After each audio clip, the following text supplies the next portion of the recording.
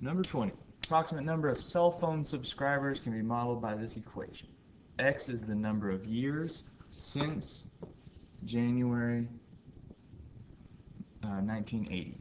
And Y sub C is the number of subscribers in millions. What's the approximate number of cell phone subscribers in January of 1985? So first thing, just realize we're talking about 1985 here. Okay, so when you think of cell phones, you think how many, think of like everybody who walks in the door of this school in the morning has a cell phone. But maybe in 1985 things were a little different. I wouldn't know. I wasn't there. I wasn't there until 90. But so they tell us a year. X is the number of years since January of 1980. So how many years from 1980 is 1985? I think it's about 5 years. So what we're going to plug in is a 5 for X. And it really is that simple. You take it and you plug it into your calculator. Let's pull it up so you can see.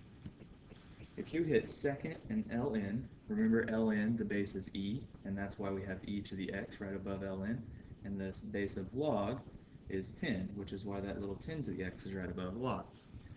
So we have e to the 0.45 times 5th power, and we're multiplying that by something? By 0.01. So times 0.01. And it gives us this number, 0.0948.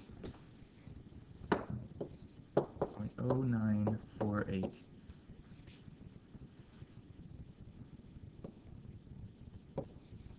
And you're thinking, well, that's not a lot of subscribers. That's a weird number. But it says in millions. So this is 0.0948 million.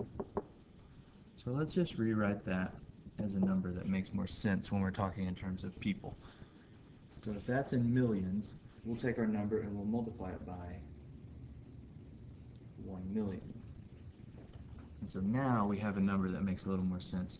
We have 94,877. 94,877 subscribers.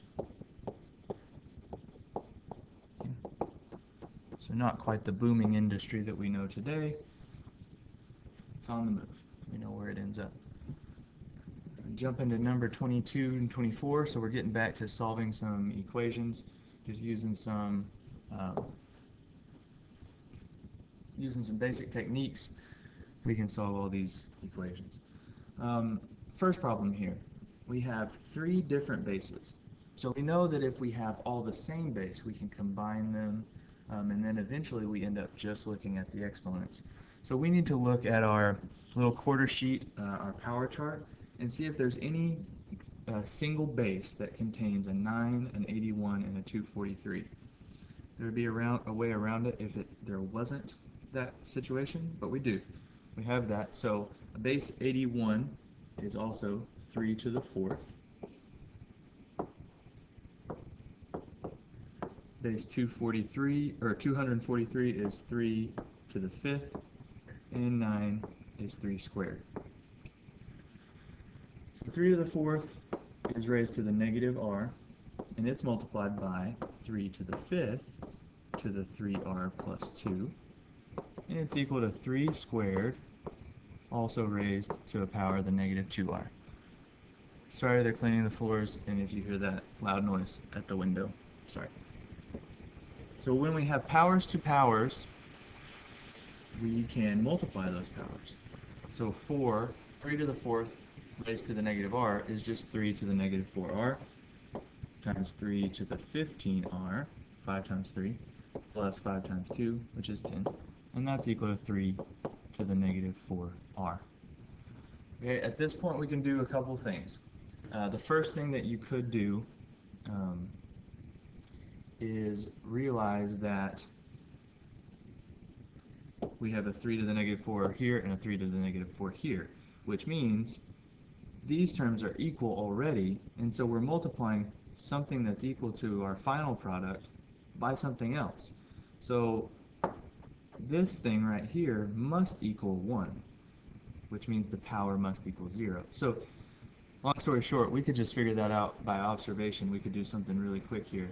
But let's do something that, this is kind of a rare case. Let's do something that we can make work every time.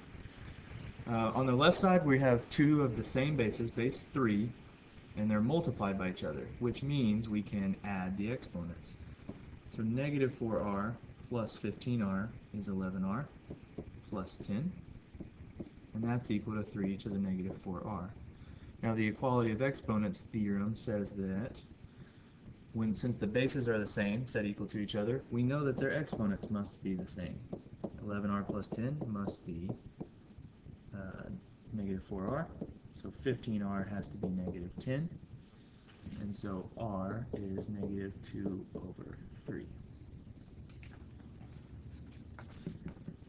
Number 24. We have this e to the n, an exponential, so let's get that isolated, get it by itself.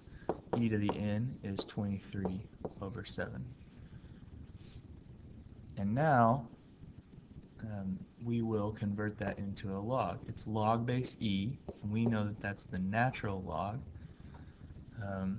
So the base is always the base, and the other two trade place is, so we have the natural log of 23 over 7 equals n.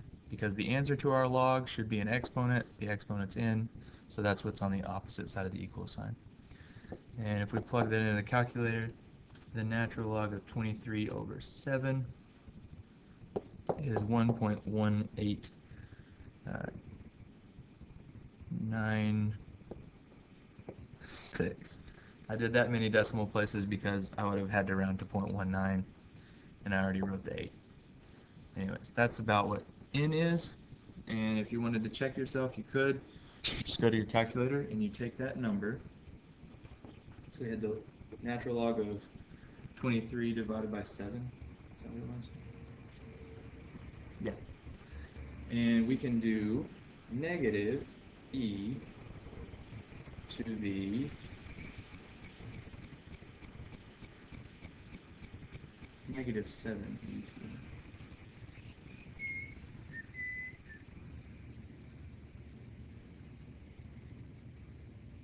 negative 7 e to the, that's what our answer is, whatever x was. Let me see that it's negative 23. So our answer is right. Good for us. I'll stop that one here and do another video for some more problems.